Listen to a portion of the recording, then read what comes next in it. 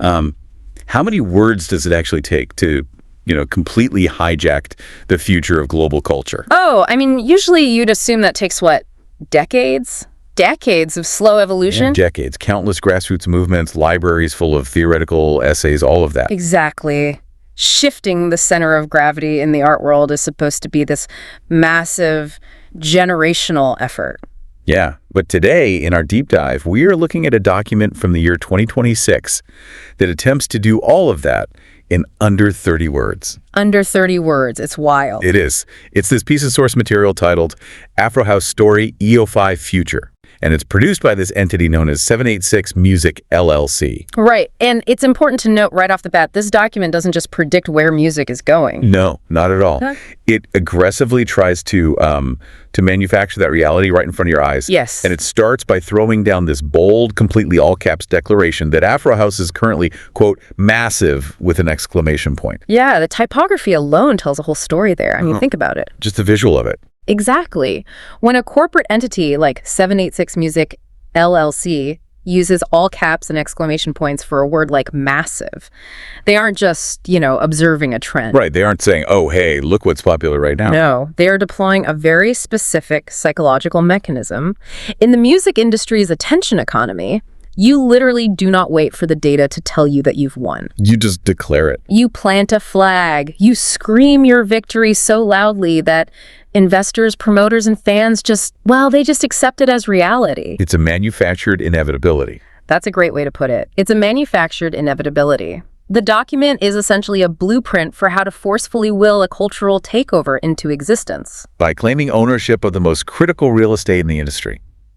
And they start by planting that flag in the physical world. Which brings us to the geography of this takeover. Right, because to understand the sheer scale of the claim being made here, for you listening, we have to look at the specific coordinates this text provides. It doesn't just say the sound is popular globally. No, it explicitly cites Ibiza nights and festivals. Yes, those two specific venues. And that choice of locations is incredibly deliberate. Yeah. I mean, Ibiza isn't just a fun party destination for tourists. Far from it.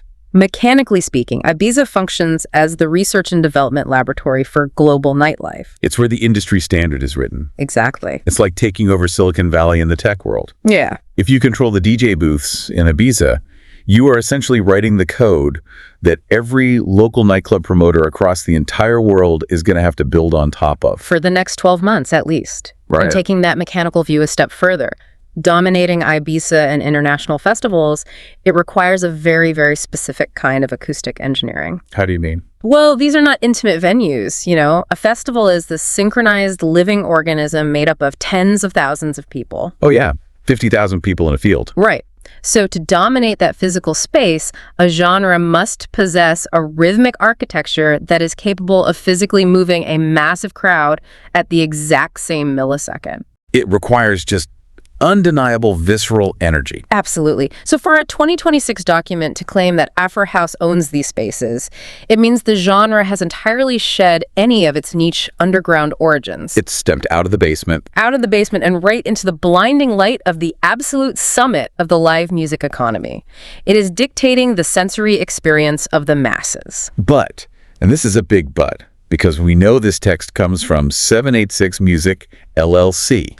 A corporate label. Right, a corporate label that literally drops a copyright at the end of their manifesto. We have to read this as, cultural detectives dissecting corporate propaganda. Oh, absolutely. So I have to ask, is this total physical takeover an objective reality of 2026, or is this just the ultimate fake it till you make it press release? That is the perfect question, because they are banking their entire narrative on the claim that the traditional gatekeepers of dance music have officially handed over the keys. Right. Like, are they just pretending they have the keys? Well, the brilliance of a hype manifesto is that if it works, the distinction between propaganda and reality completely vanishes. Oh, wow. That's true. By boldly asserting that AfroHouse is the defining sound of Ibiza and global festivals, 786Muzik LLC is triggering a massive wave of FOMO. The fear of missing out? Exactly. A festival promoter reading this in 2026 does not want to be left behind holding the bag on last year's sound. So what do? They book more AfroHouse acts. Yes, the prophecy fulfills itself. The corporate confidence acts as this gravitational pull, drawing the actual physical reality toward the claims made in the text. Okay, but dominating 50,000 sweaty people in a field, that only proves you can control a captive audience that showed up specifically to dance. Fair point. To actually own the quote-unquote future, as this document claims, you have to control the people who aren't even paying attention. You have to get to their daily lives. You have to infiltrate the Tuesday morning commute. Which brings us to the most mathematically improbable claim in this entire document. The pivot to digital. Right. The text does not stop at the club doors. It explicitly pivots to the digital realm and claims, wait for it, streaming domination. Domination. That word right there is the linchpin of the entire document. It's such an aggressive word. It really is. Notice they didn't say streaming success or viral popularity. No, domination implies a hostile takeover. A hostile takeover of the algorithms themselves. And we have to pause here and look at the sheer mechanical friction of what is being claimed. Because it doesn't make sense on paper. Not at all. We just established that Afro House is polyrhythmic, it's communal, and it's designed to build energy over these long, sweeping sets in a live physical space. Right, you feel it in your chest. Yes. But streaming platforms, on the other hand, are sterile. They're solitary. They are notoriously impatient environments. Well, entirely. Yeah. They're governed by algorithms that calculate your skip rate in the first 10 seconds of a track. Exactly. It's like taking a Formula One car designed for a massive outdoor track and trying to drive it through a crowded grocery store. That is a perfect analogy. The aerodynamics are completely wrong. Algorithms hate long build-ups. They despise them. They want an immediate vocal hook. They want the chorus before the listener gets distracted by a text message or an email. Right. So for a genre born in the physical dirt of a festival to achieve streaming domination, its acoustic engineering has to fundamentally mutate. It has to adapt to survive. Exactly. The sound has to work at maximum volume, rattling the rib cage of a festival goer, but it also has to work at a conversational volume for one person sitting alone in a cubicle wearing noise-canceling earbuds. Yeah, that dual utility. It's the holy grail of the modern music industry. And it is almost impossible to achieve. The physics of sound in a club rely heavily on sub-bass frequencies that you physically feel in your body. Which should get totally lost on a phone speaker. Completely erased. Phone speakers and standard headphones just compress it to nothing. Therefore, for 786Muzik LLC to declare streaming domination, it means the producers of this genre have cracked the code of digital consumption. They figured it out. They have found a way to translate the visceral communal energy of an African rhythm into a highly compressed, algorithmically friendly digital file. A file that somehow triggers the exact same dopamine response in a solitary listener. Yes, exactly. Which, that forces us to ask a rather uncomfortable question about the DNA of the music itself. Where does the original sound go? Right. If you re-engineer a communal club track to satisfy the sterile parameters of a Silicon Valley algorithm. If you shorten the intro. Yeah, shorten the intro, you compress the bass, you rush the hook just to keep the skip rate low. Is it still authentically Afro House? That is the question. Or has the genre been completely hollowed out? When your biggest metric of success is solitary digital streaming, it kind of feels like the algorithm is the one doing the dominating, not the music. That is the ultimate paradox of absolute cultural saturation. How so? Well, when a genre scales to the point of algorithmic domination, it doesn't just change the platforms. The platforms inevitably change the genre. The environment forces an evolution. Always. Now, the source material presents this as an absolute victory, right?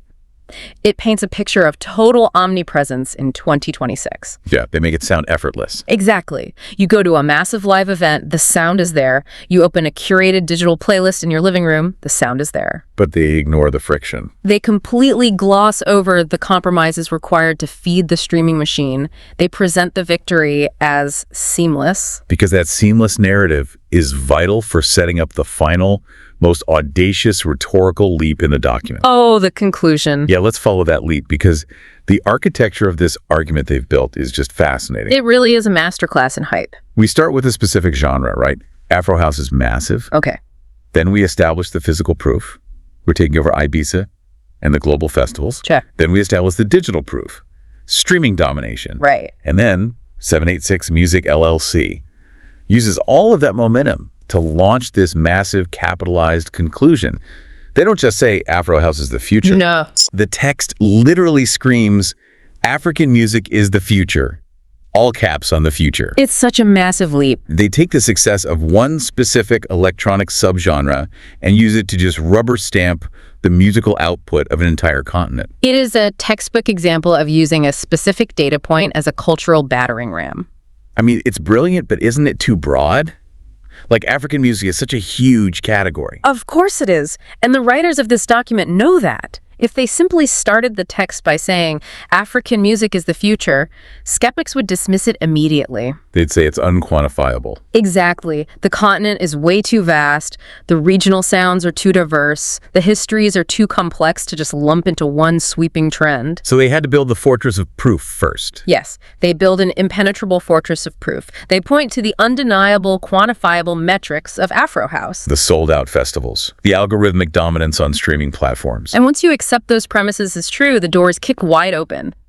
AfroHouse becomes the Trojan horse. It's the gateway drug. Precisely. The rhetorical strategy here frames AfroHouse as merely the vanguard of a much larger, unstoppable army. Wow. It forces the global music industry to accept the inevitable reality that the cultural center of gravity has permanently relocated. That is huge, because for decades, the global compass of musical innovation was just assumed to point toward, studios in London or New York or Los Angeles. That was the default setting.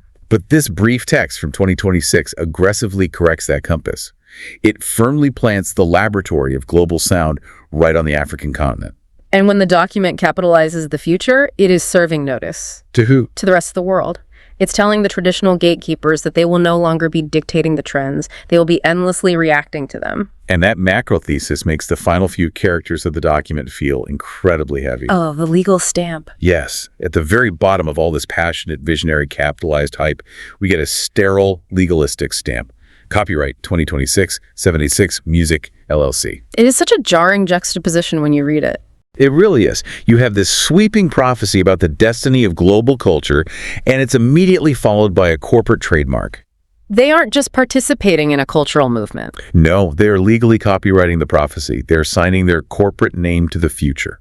And the mechanics of that copyright symbol are deeply revealing about the state of culture in 2026. How do you read it? It represents the ultimate commodification of a vibe. Commodification of a vibe. I like that. Because a true grassroots movement does not issue a copyright on its existence. Right. Kids dancing in the street don't incorporate as an LLC. Exactly. A corporate entity does that.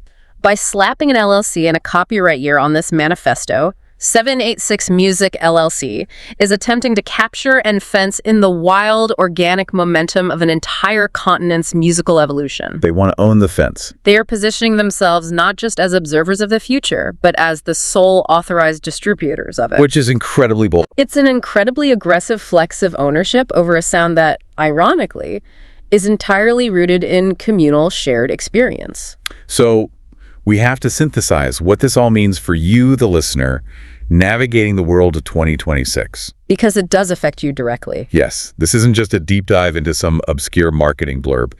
This 30-word document is essentially a decoder ring for the soundtrack of your daily life. It explains the mechanics of the reality you are experiencing every time you put on music. Exactly. When you see festival lineups completely transforming, or when your algorithmic streaming radio seamlessly transitions into these polyrhythmic, bass-heavy tracks, you aren't just witnessing a random fluctuation in popular taste. You are witnessing the execution of a highly coordinated cultural takeover. And understanding the mechanics of this text allows you to engage with the media you consume with a much sharper critical eye. Right. You can start to see the invisible architecture of corporate hype. Operating right behind the DJ booth and beneath the streaming app interface. You start to recognize that the total saturation of AfroHouse isn't an accident. No, it's the result of a genre successfully mutating to conquer both the physical endurance test of live events and the ruthless, data-driven parameters of the digital economy. Which is an incredible feat, but it's engineered. It allows you to recognize exactly who is driving the culture.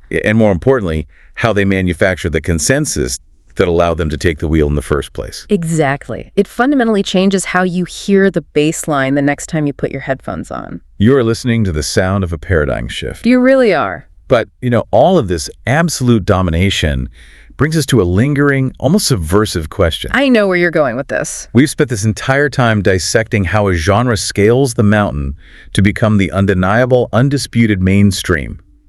The text declares this sound as the future. Right, but culture operates like a giant pendulum. Yes. The moment a sound achieves total, inescapable saturation. The moment it conquers the algorithms and dictates the festival economy. And gets copyrighted by an LLC. The moment all of that happens, it ceases to be the underground. It becomes the establishment. And the establishment inevitably breeds its own resistance. Always. The sheer weight of that omnipresence creates a vacuum for something new. Which leaves you with something to ponder long after this deep dive ends. If the source material is right. Right. If the total corporate-backed domination of Afro House represents the absolute center of gravity in 2026, what does that mean for the next sound? What comes next? Exactly. When a genre completes its hostile takeover of the entire globe, what strange, unpolished, unalgorithmic noise is quietly brewing in the shadows right now, preparing to rebel against the very future this document just claimed? Keep your ears open. You never know where the next shift will come from.